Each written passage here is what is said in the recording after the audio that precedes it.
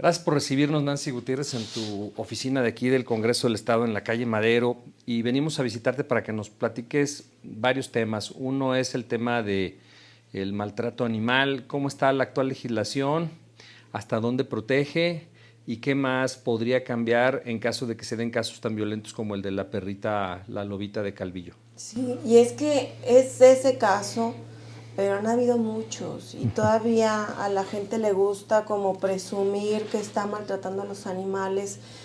Se graban a los animales sufriendo hasta que les dan la muerte. Entonces, sí es como para un tema ya urgente, ya era un tema urgente aquí en el Congreso. Las penas eran las más bajas del país aquí en Aguascalientes, iban de 3 meses a 6 meses de prisión, y la verdad es que pues ahí nada, o sea, la multa dicen que le pusieron 100 pesos al señor que maltrató, que mató a la lobita a machetazos, y pues la verdad eso no nos sirve de nada. Entonces sí, con el objetivo de ya incrementar las penas para este delito y de arreglar la ley, porque antes era daños al equilibrio ecológico, entonces cuando llegaba una persona ante la fiscalía, pues no encuadraba el delito, o sea, simplemente no se podía encuadrar, porque al matar a un perro pues no estás dañando ningún equilibrio ecológico, ¿no? Entonces por eso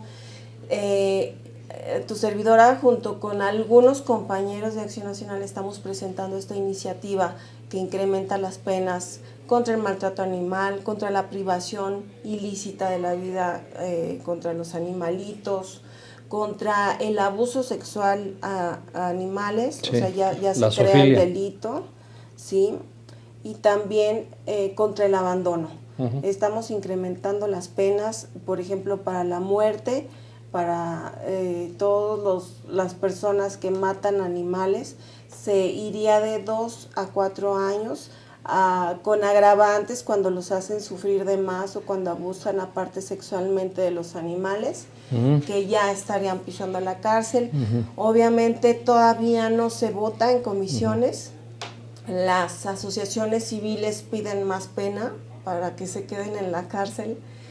Vamos a ver, todavía se va a analizar esta iniciativa, se presentaron otras más de otros legisladores, y pues vamos a ver qué suman a la iniciativa. Sí.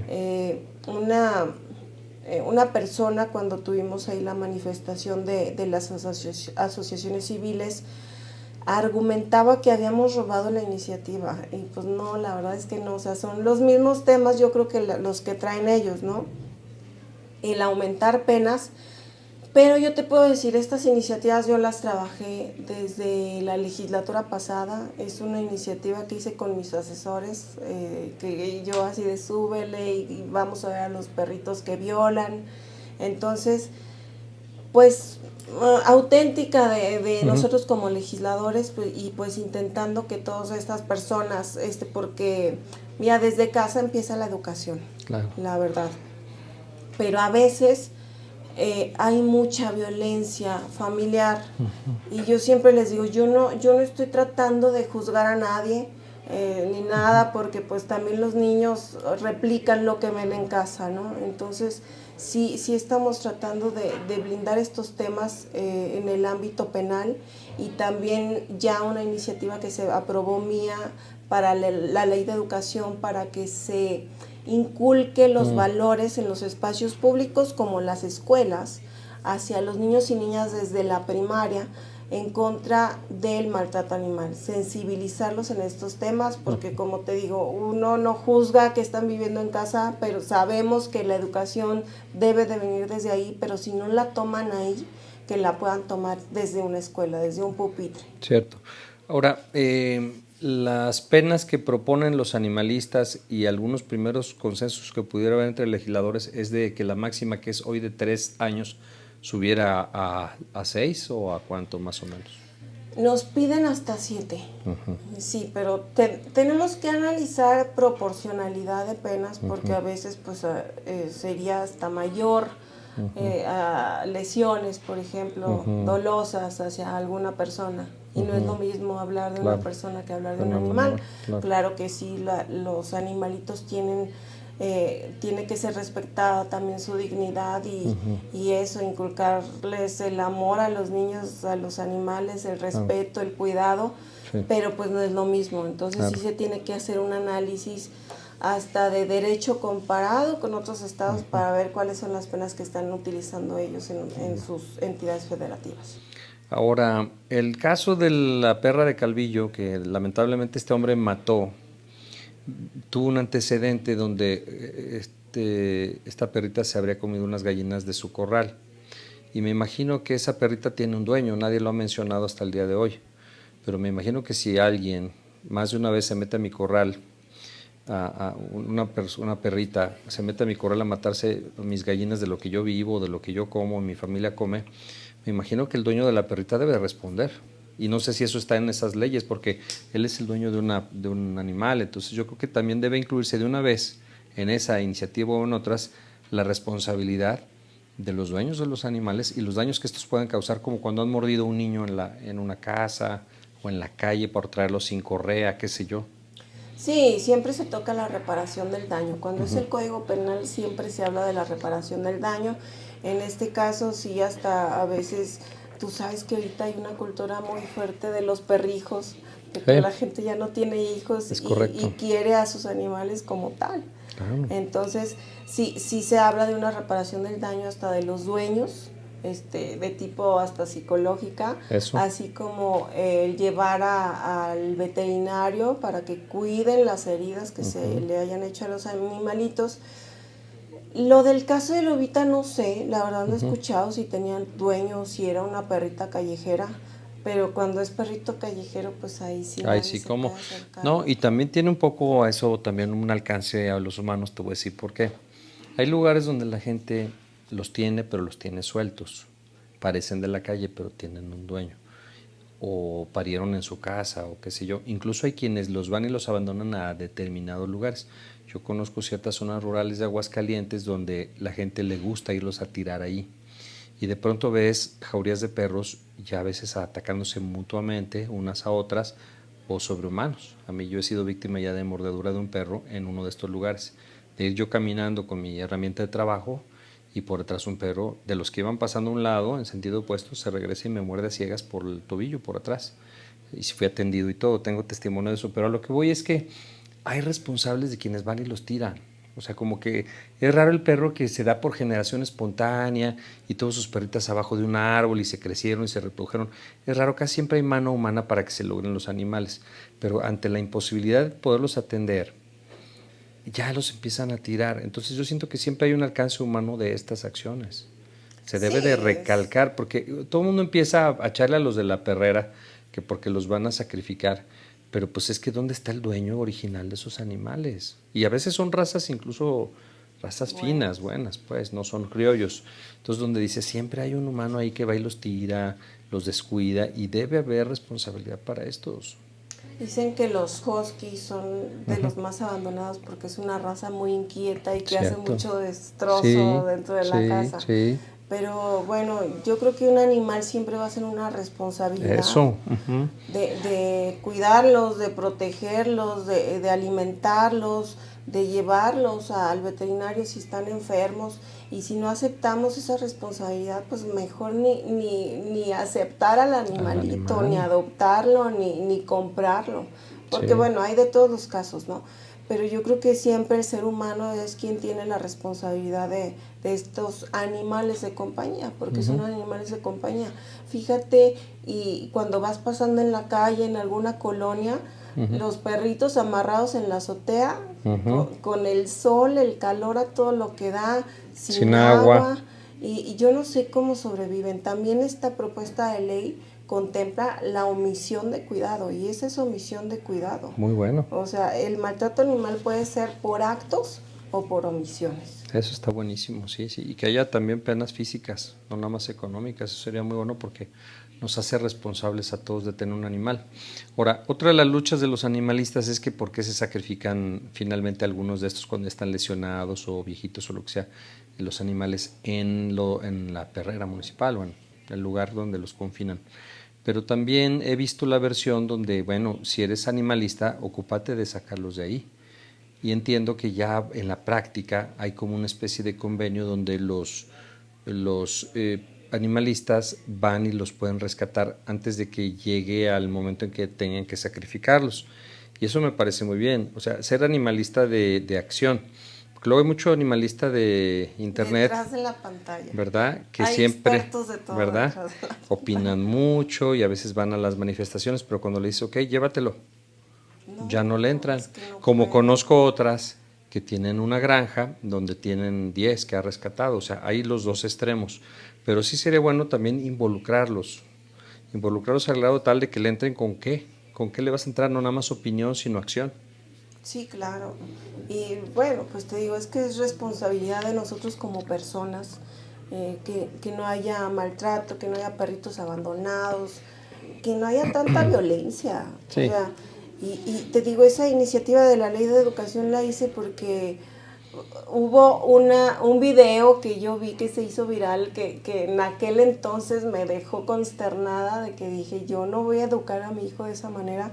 Estaban en una secundaria unos niños pateando una gatita embarazada, que se grabaron, se reían, se burlaban, hasta que mataron a la gatita, salieron rodando los gatitos de su vientre y ataques de risa. Y yo dije, ¿cómo siendo niños, o sea, no traes como el chip de cuida a los animalitos, quiérelos, ¿no? O sea, y te Hubo digo, un caso así en San José de Gracia, ¿será ese o es más no antiguo? recuerdo, pues tiene como 2, 3 años más o Ah, menos. es ese, es el de Sí. San José de Gracia. Sí, estuvo Sí, o sea, a fuerte. mí me dejó de verdad traumada de Claro. que cómo los niños Violencia. pueden tener esa falta de sensibilidad con seres vivos, ¿no? De acuerdo.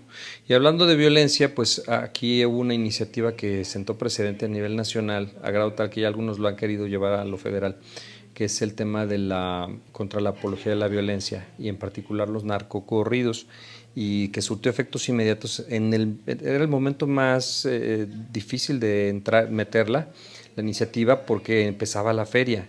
Yo hasta dije, no la van a sacar porque está en puerta la feria y no se quieren aventar esa bronca, pero parece que la sacaron adelante, parece que se aplicó y tuvo el respaldo del legislativo, pues del ejecutivo, de la gobernadora, y pues de alguna manera yo creo que si se presenta algún caso que no ha llegado, pero será el judicial el que la tenga que concretar.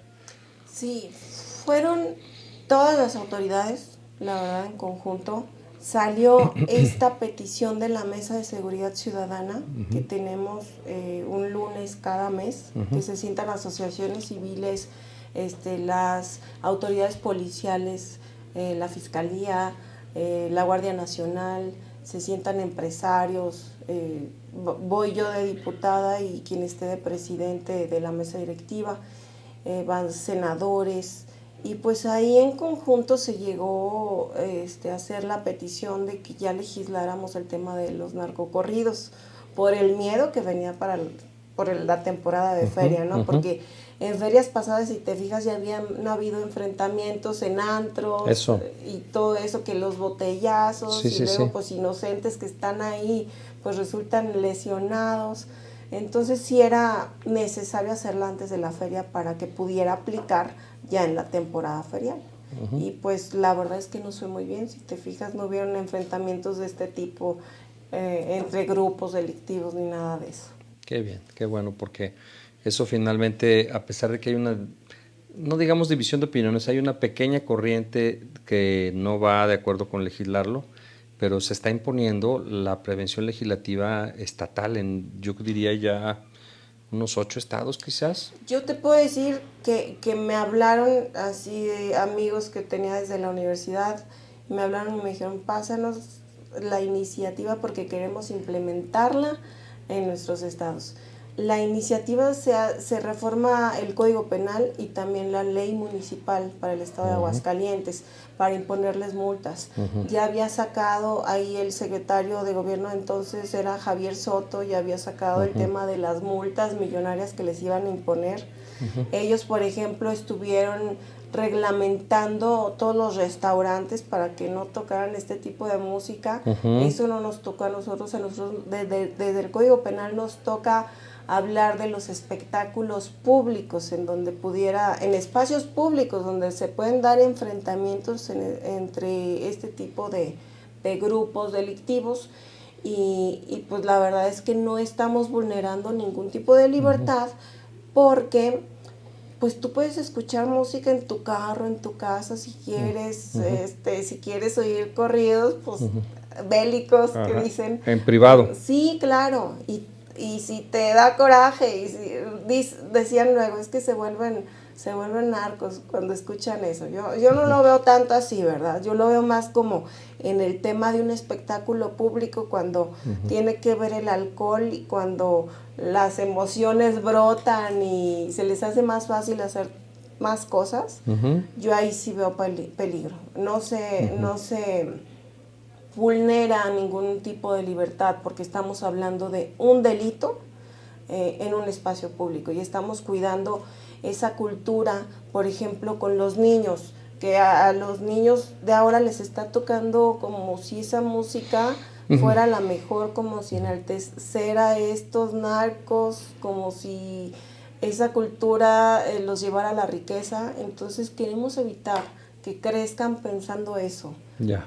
O sea, que más que nada ellos pues sigan, o sea, que lleven una vida normal como la llevamos nosotros, ¿no? Así de estudia, trabaja y te va a ir bien en la vida. No, y buscar más las virtudes Sí, claro. que los vicios, porque finalmente estas historias van para cometer un delito, distribuir droga, abusar de las mujeres, que es uno de tus temas.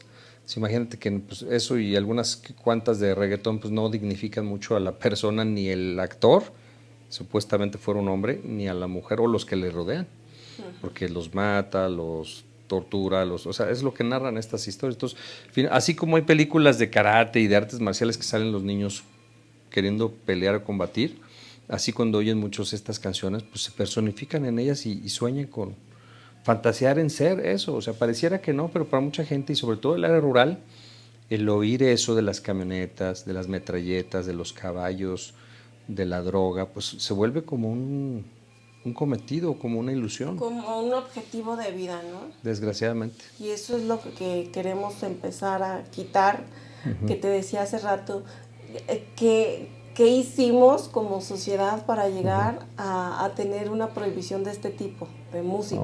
No. Pues darles tantas libertades a los que se dedican a este negocio. Ellos están haciendo propaganda, ellos están metiendo youtubers, influencers, propaganda, patrocinan muchos de estos grupos y cantantes, piden que les hagan letras que los enaltezcan a ellos como el jefe de jefes y no sé cuánta cosa más. Entonces, es parte de una narcocultura que ellos están financiando, así como a lo mejor en la época de Hitler, Goebbels hacía propaganda de guerra y propaganda de un país y propaganda del superhombre, así ahora hay la propaganda del narco. Y está financiada, no es gratis ni es espontánea, sino está bien financiada desde abajo. Y si no hacemos algo los demás por equilibrar el asunto, nos puede rebasar. Ya no se rebasó. Claro, lo del rancho del exterminio, a mí se me hace algo que era imposible ver algún día cerca de ti y lo tenemos aquí Muy a cerca. unas horas.